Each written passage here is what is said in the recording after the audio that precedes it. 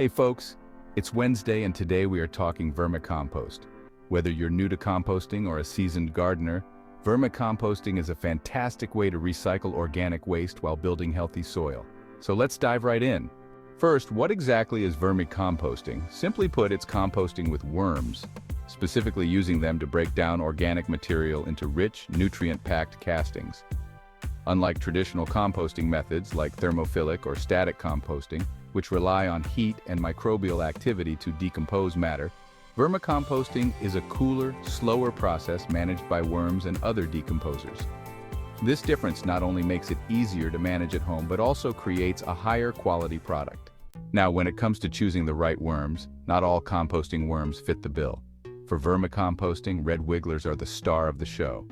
These little guys are especially efficient at breaking down organic waste and thrive in bins, piles, and even in-ground setups. They're adaptable, resilient, and very efficient, making them the best choice for all sorts of environments and composting setups.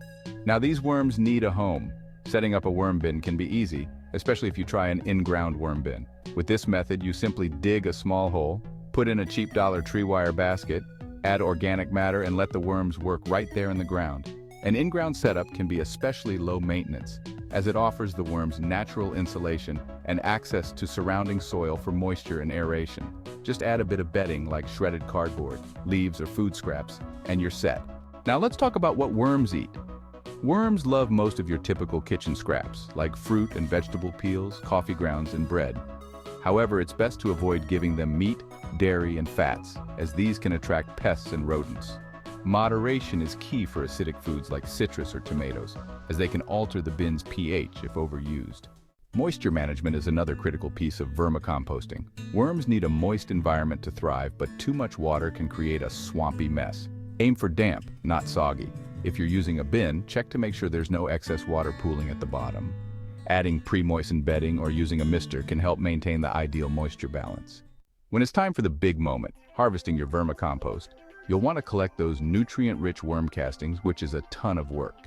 If you're using an in-ground bin, you may find it's even easier to just let the worms enrich the soil right where they are, creating their castings directly into your garden.